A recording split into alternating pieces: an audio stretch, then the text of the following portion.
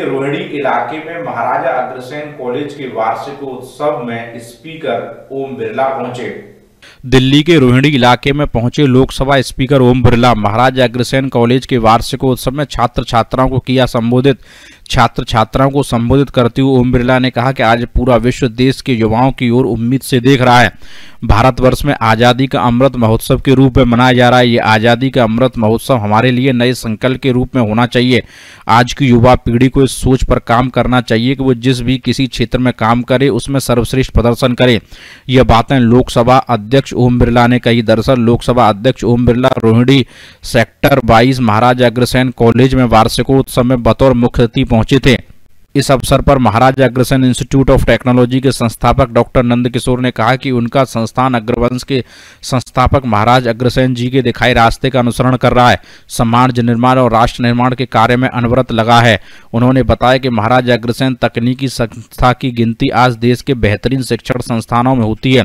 पिछले 23 साल के दौरान यहाँ से हजारों छात्र छात्राएं पढ़कर निकले हैं जो आज उच्च पदों पर आसीन होकर राष्ट्र की सेवा कर रहे हैं। डॉक्टर गर्ग ने यह भी बताया कि यह शिक्षा ग्रहण करने वाले छात्र छात्राओं को कोर्स की पढ़ाई के साथ साथ सांस्कृतिक मूल्यों की शिक्षा पर भी जोर दिया जाता है।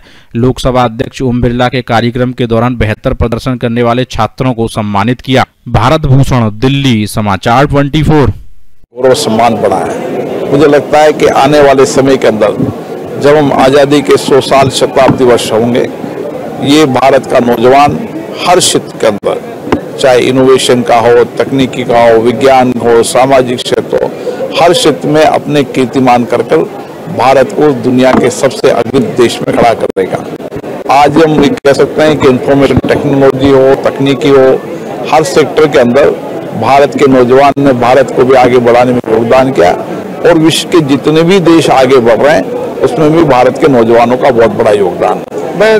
निश्चित रूप से भारत का नौजवान दुनिया के अंदर जितनी भी मल्टीनेशनल कंपनियां हैं, चाहे वह इनोवेशन सेक्टर में हो, चाहे तकनीकी क्षेत्र में हो, चाहे जिस भी सेक्टर में हो, उन कंपनियों में भी भारत का नौजवानों की ही ताकत शक्ति है। हमारा नौजवान इसीलिए स्टार्टअप के रूप में है। आज दुनिया के अंदर सबसे बड़ा स्टार्टअप भारत के नौजवानों का है और हम जिस तेजी से आगे, रास्ता तो केवल नियत और नीति का होता है, बाकी रास्ते में कोई रुकावट थोड़ी होती है। किसी देश में इससे बड़ा कोई क्रिमिनल ऑफेंस नहीं हो सकता कि 10 सीटें आप लोग भी आते हो, कहते हो करो, 2 सीटें वेस्ट जाए।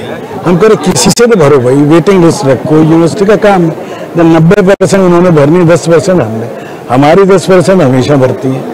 90 वाली में तुम नहीं भर पाए तो हम करें हमें बता दो, 4 दिन पहले बता दो, 2 दिन पहले बता दो, किसी का तो भला होगा। क्या दिक्कत आती है, क्या कहा जाता है? मतलब कहा कुछ नहीं जाता, बस टेक्निकली मैं एक बात कह दूं ना, नीति और नियत जब ये होगी कि इंफीरियर कॉलेज की मदद करनी है, एनसीआर में जो और कॉलेज है उनकी सीटें भरनी है, इसलिए माइग्रेशन भी नहीं करेंगे, हम सीटें भी नहीं भरेंगे, आर्टिफिशियल कैपिंग लगा देंगे।